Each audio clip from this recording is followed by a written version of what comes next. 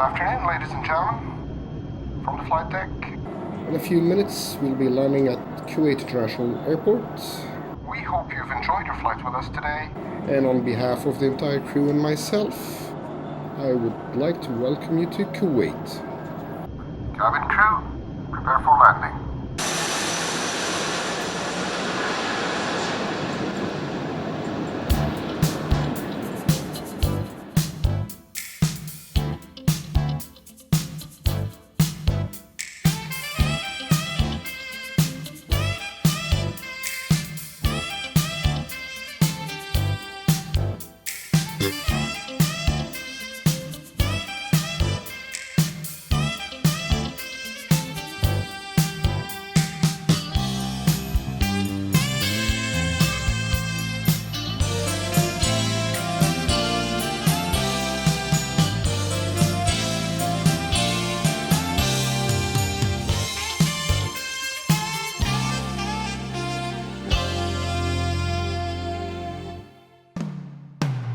Welcome to Kuwait. Kuwait and the United States have long enjoyed a close relationship. You'll find a large number of American citizens in Kuwait, some stationed at one of the U.S. military bases hosted by the Kuwaiti government, others working for contractors, and others working in the oil industry or the private sector. Kuwait is ruled by an emir, but also features an elected National Assembly. Women can vote, drive, and occupy positions of influence in both the government and the business sector. You'll find that many Kuwaitis have lived and studied in the United States and love American food, entertainment, and clothing. 2/3 of Kuwait's population are expatriate workers, and this has led to English becoming the second language of Kuwait. Kuwait relies on its vast petroleum and gas resources for public finance, and Kuwaiti residents enjoy low fuel and utility prices. And Kuwait has no sales or income tax. Greetings from the Community Liaison Office. My name is Princey John, and I'm the CLO coordinator. Our office is staffed by a CLO assistant and supported by a wonderful embassy community that is willing to lend a hand to make our office a success. One of the CLO responsibilities is to help newcomers transition to post successfully, and we hope this video will provide you with a great start. The CLO does many activities that cater to a wide range of interest. We have holiday parties, movies on the lawn, day trips to the farm, and even sunset dinner cruises on the Gulf. Our events are open to all staff at the embassy and provides great venues to get to know our colleagues and family members on a personal level. My name is Nadia Ziada. I'm the Cultural Affairs Officer here at the embassy. Living and working here has been generally very positive for me and my family. There's not that much to do outside of home life, so it is what you make of it. So there's a lot of visiting friends, going to the pool, doing stuff at home. There's some small things to do outside, but it's not like you're overwhelmed by choices, so it's relatively quiet. For small kids, it's very good. It's easy to find help, home help, so that's very convenient. The schools are good at that age, at a young age, so I found it to be very positive. I think there's a misconception that it's a very male-dominated society. Women in Kuwait work in equal measure to men, and so a lot of the people that I'm dealing with, it's 50-50 if I'm dealing with a man or a woman, and I've found it to be a very positive experience. I would encourage people to bid on this post. It's a good family post, it's family friendly. It allows you, because there's not so much going on outside and competing for your time, it allows you to spend a lot of time with your family. It depends on your situation, but for me it's been very positive and it's been a good experience. Adjusting to life in Kuwait takes time. Discrimination is still an issue since minorities, especially Asians, most often work as domestic or retail workers. However, this has not stopped officers from having a successful tour. Family members are also presented with great opportunities to work in the local market due to the bilateral work agreement we have with the Kuwaiti government.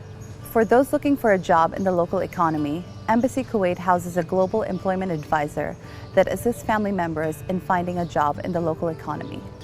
In recent years, family members have been employed in teaching positions, while others have chosen to pursue self-employment in areas such as music, photography, or swimming lessons. I am Lieutenant Colonel Melody Mitchell, and I am the Counterintelligence Coordinating Authority for CENTCOM here in Kuwait. And I work under OMCK Kuwait. I am a military Air Force member, and I've been working here since last June. I really love it. I've spent most of my military career stationed in the Middle East in various capacities and was really looking forward to this assignment. And now that I'm here, I've liked it so much I've to extend, which enables me to work some of my projects a little deeper and add a little more continuity to this assignment. And also it's allowed my husband to stay a little longer in his job. He found a job in an investment bank in the civilian channels. I really appreciate working here in this particular embassy because there are opportunities to integrate into the embassy that aren't within my traditional duties. One of the ways are through Lean In.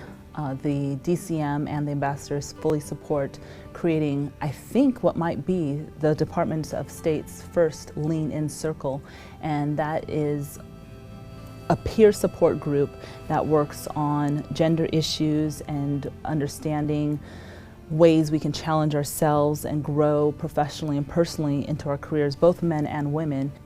Here is great because we're able to get to know each other better on that level and learn things that professionally develop our careers, such as managing difficult conversations or increasing our confidence and developing trust with others. I love how this particular embassy supports that and allows me to be a part of it.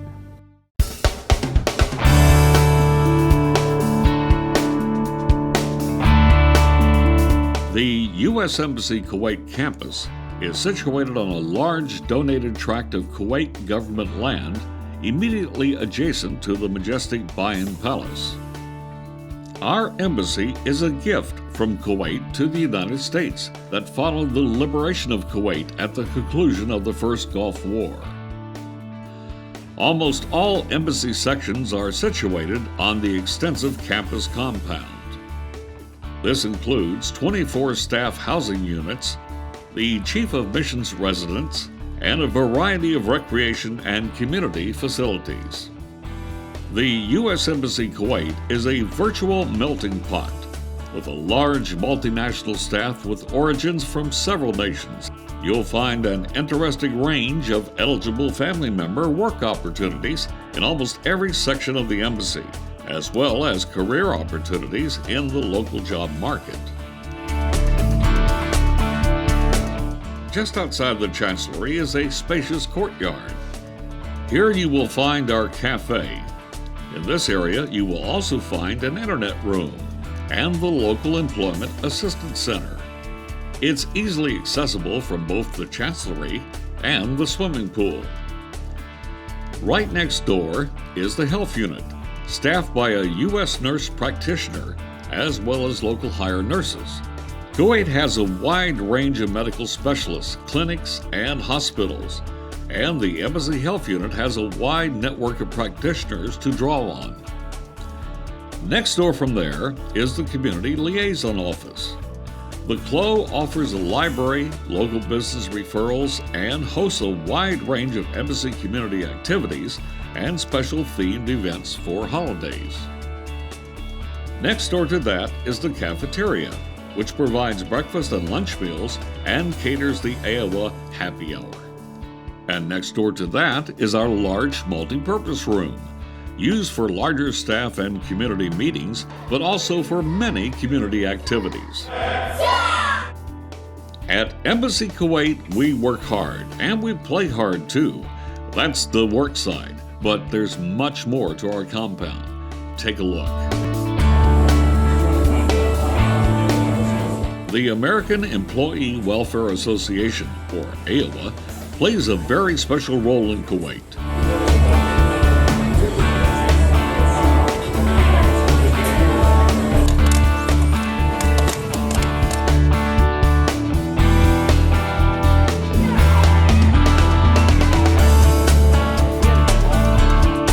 AOWA also has a small shop with souvenirs that also offers dry cleaning drop-off and pickup 2 days a week.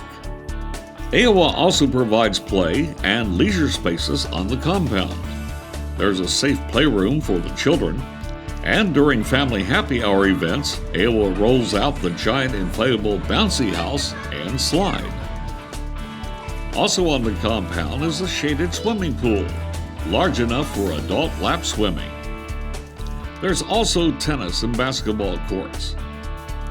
The embassy is also fortunate to have a small Avies exchange on the compound that features many of the same items provided at the larger PX facilities at U.S. Army Camp Afrajan. This makes it very convenient for picking up American brand snacks and essentials during the day. The exchange also carries many American food products that are not available on the local market.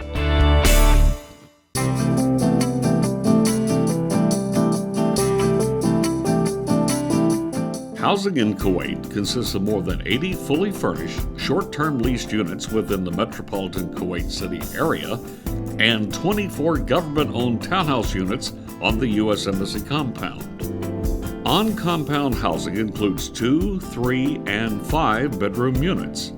Residents on the compound benefit from proximity to the embassy offices and amenities found within the embassy, including the swimming pool, playground, and lots of green space. Off-compound housing includes single-family homes, townhouses, and apartments of varying sizes, located between 10 and 20 minutes from the embassy, depending on traffic conditions. The apartments located in high-rise buildings tend to be preferred among singles and couples due to the proximity to malls and restaurant areas. Villas, townhouses, and single-family homes are larger and suited for bigger families. Many houses include additional quarters for domestic staff. Because there are several options, it is important to express your preferences as early as possible. Once your arrival date is known, please notify your sponsor, the CLO, or GSO so that preparations can be made well within advance of your arrival.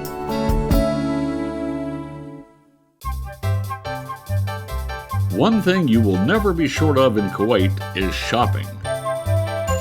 Kuwait City has everything from quaint traditional souks to mega malls.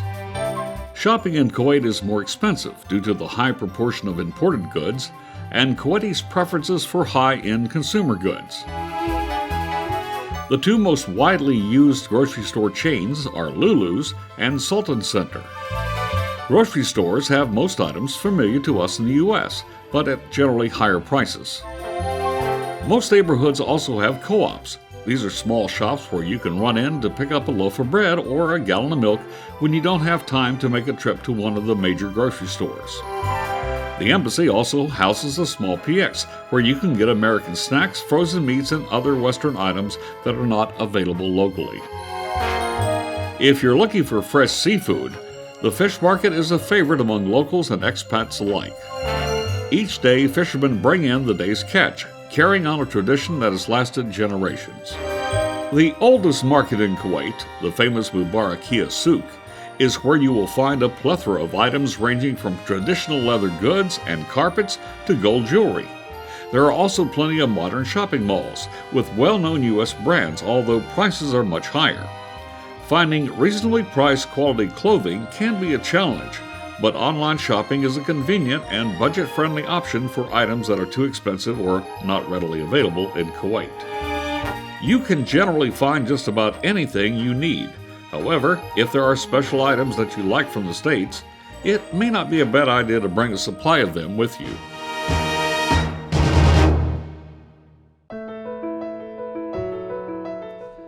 Embassy children attend several different schools in Kuwait.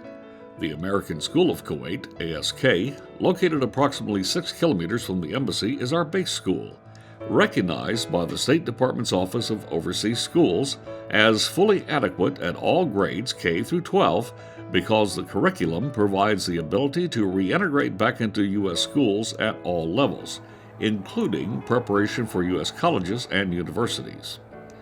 ASK is accredited by the Middle States Association of Colleges and Schools and was recently chosen to participate in the selective AP Capstone program, an innovative diploma program that provides students with the opportunity to engage in rigorous scholarship through AP Seminar and AP Research courses.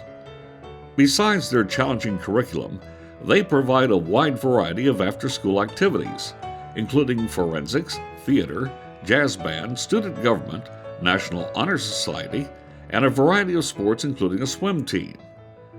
ASK attracts students from all walks of life to include U.S. Embassy children, expats, and local Kuwaiti kids. Within the student body, 60 nationalities are represented, with around 25% being U.S. citizens. Right, so, when I first went to ASK, I was totally amazed at how crazy this world is, because I'd never lived in the Middle East before. So I was coming from Europe and America, places that are pretty westernized, and I was going to ASK, which is a cool mix of Western people and Arab people at the same time. So I got to meet Palestinians, Egyptians, Syrians, Lebanese, and it was totally an unbelievable experience for me, because it was just so bizarre, because having the opportunity at 18 years old to be able to meet all these different people. And I'll always cherish those experiences and the people that I've met and the friends that I've made at ASK for the rest of my life. In recognition of its long-standing relationship with the U.S. Embassy, ASK guarantees admission to U.S. Embassy children with a requirement to pass a standardized test that determines their level in mathematics, English language, and reading.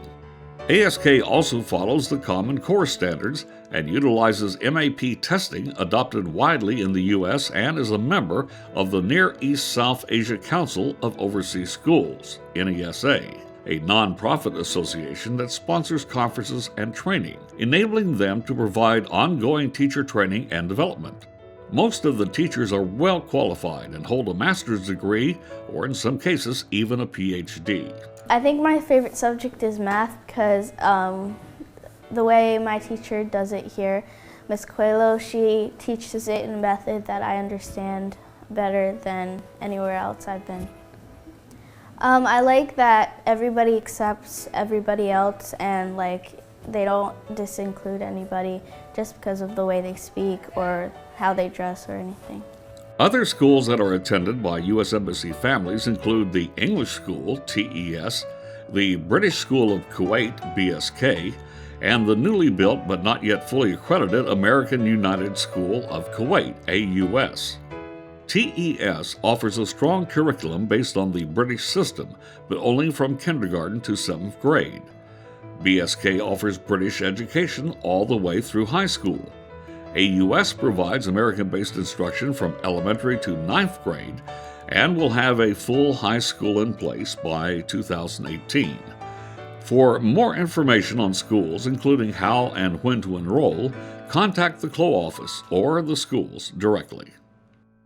Hello, I'm Joey Hood. I'm currently the DCM at Embassy Kuwait, and I would like to strongly encourage you and your family to consider bidding on this post. Even though I wouldn't be here during your assignment, I think I can assure you that the work would be good and challenging, and it's a pretty good post for families.